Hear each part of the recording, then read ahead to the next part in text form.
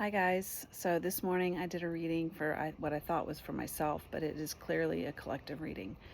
It's pretty big, it's pretty powerful, and it's worth the watch, I believe.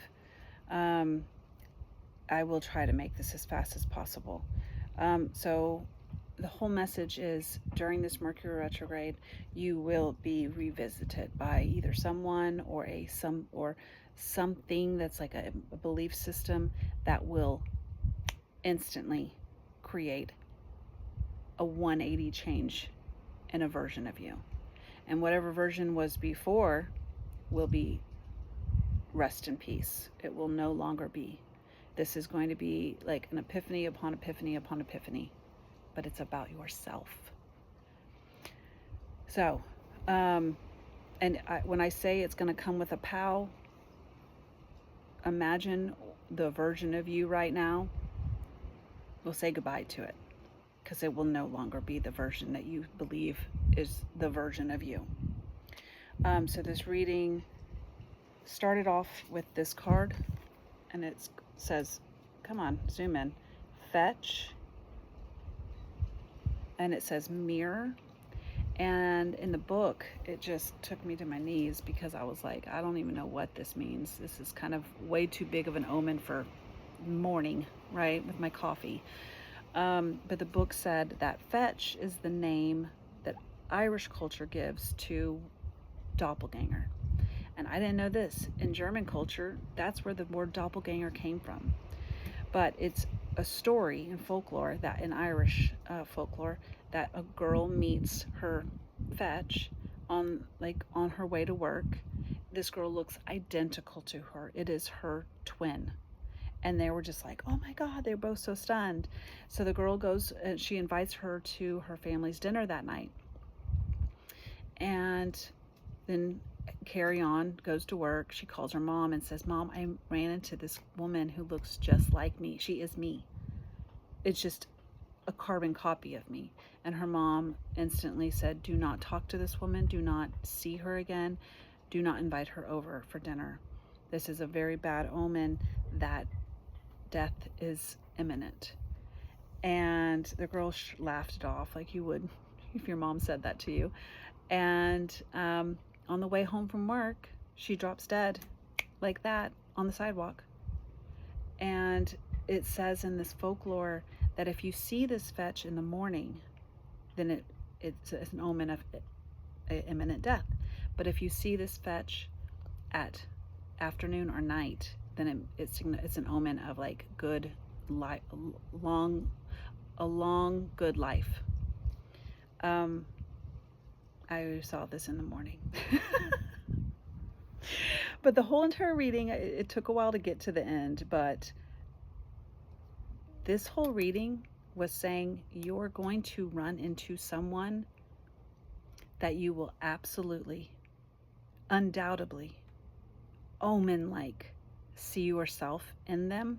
They will be a reflection of your most inner workings, and it will literally shake you to your core, and you will never want to be that version of you again, because you will see it in a whole nother perspective, and you will see how maybe you're not so cutesy in your actions. And I know that doesn't sound like a really pleasant video for you to be watching right now, and it's not a lesson. I mean, it's not a story I want to be sharing, but it is a collective message. And I will say that in the end of this reading, it is the most beautiful reading, because you're letting go of something that has caused chaos in your mind. It's also caused chaos in your external world. Whether you knew you were creating chaos or you didn't, it will be this will show you that you have and you are creating chaos, not only to yourself, but to others. And it's going to be a very big shock, and you will be letting go of this version of you quite fast, 180 degrees. So with that being said, that's the end of the message. Just understand that you will be having like a judgment call with this omen-like meeting with this person. And as far as this will now transition into story time, I know this is true and real because I've lived this experience before. And it shakes you to your core how fast, or it's wild how fast your life can change in a moment, and how deeply to your core you will be changed when you see truly yourself in someone else, and what you thought was not so bad, it's just me. And you realize, oh, I don't like it seeing, I don't like that person, I don't like it in that person. Oh wait, but that's me. Huh. Maybe other people think this about me. Because if I think it's not so cute from an outsider's point of view, maybe it isn't so cute to other people too. And I know this for a fact because I've experienced this. I dated, I'm a deep Pisces, and I dated for the first time ever a male Pisces. Actually, I've dated two. I take that back. But the memory that came flooding over the reading when I was doing this reading was of a memory of the first male Pisces I dated, and how I've never been loved the way that I love other people. As a Pisces, when I love, it's different. It hits different. And dating a Pisces male, I actually was able to receive that type of love. I've never been understood more. I've never been loved more than by this Pisces man. That was a high, right? The low I also got was seeing some of the versions of him that I was like, oh, I know exactly what he's doing, saying, thinking, being, because I do that. I see myself in this man by what he's doing right now, and it is not attractive. It is not attractive. And I'm seeing it going, oh shit, that's me. I've done that. Oh my God. I cannot do that again.